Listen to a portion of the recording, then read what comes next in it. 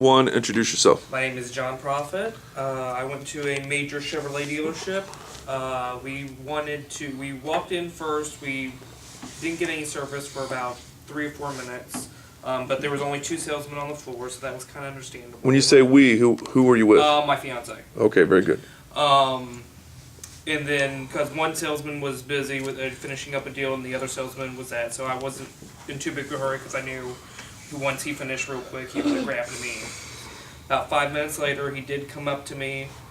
He welcomed me. He didn't do a proper welcome, but it wasn't that bad. He said welcome. He said his name. I had to actually introduce myself. How important did that make you feel at that point in time? Not very important. What got worse is he didn't ask my fiance's name until we were walking off the sales floor 5 minutes later into the going out to look at the cars. So how important did she feel at that point in time? Not very important at all. And who was the vehicle for? The vehicle was for her. Wow. Because we did it that way because we actually took her car because her car has a little bit more value for trade-in. I did my research already. Okay. He took us on the sales floor, or off the sales floor onto the sales lot. There was one that I thought was perfect because it had a lot of nice features. He was selling the car, presenting the car pretty well. He asked and then he helped out a little bit by saying the price on this used one is the same price on a new one. So we also looked at new ones because the used one only had like 900 miles on it. So we went ahead and looked at the new one.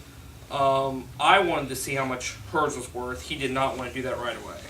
He wanted to push me into a test drive. So I ended up doing an 8-mile test drive. It was pretty nice. Got back on the lot, sat in the car for about 10 minutes, and he just talked about all the different features of the car, which he did a really good job of that. We got out, went inside, and we sat down. He started writing paperwork up. He actually, without even asking us, he already filled out the financing paperwork and just said, sign here. Did he tell you what you're signing? Yeah, he told me what we were signing at the very end after he wrote everything up after he asked all the questions. Did he ever ask you what your current payment is? He did not. How much did you owe in your trade? Yeah, he didn't ask any type of questions till after he filled out the paperwork, saw what we was doing, and then asked if there was a payoff on it. Okay. Did he ask you what your current payment was? He did not. And did he quote you any payments?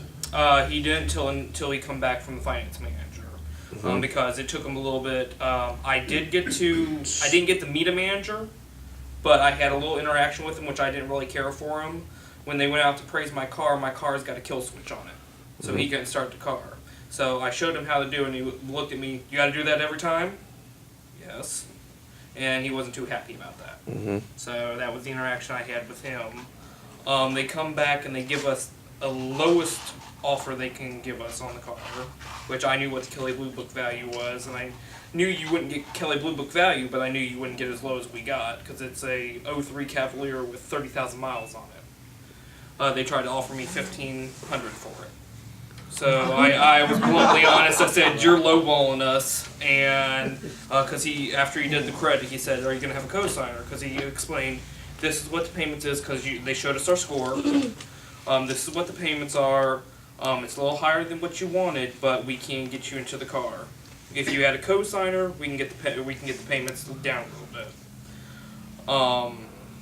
So I said you were lowballing us on that. So if you can't do any better on the car price, let alone anything else, I'm gonna have to check a couple other places before he even stood up. He said he'll give me Kelley Blue Book value plus 1,000 more on the car, and then take $1,000 off the new car price.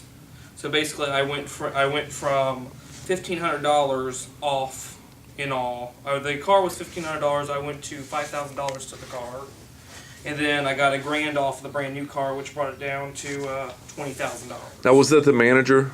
No, that was the salesman. Okay, and do you understand why he had to do that?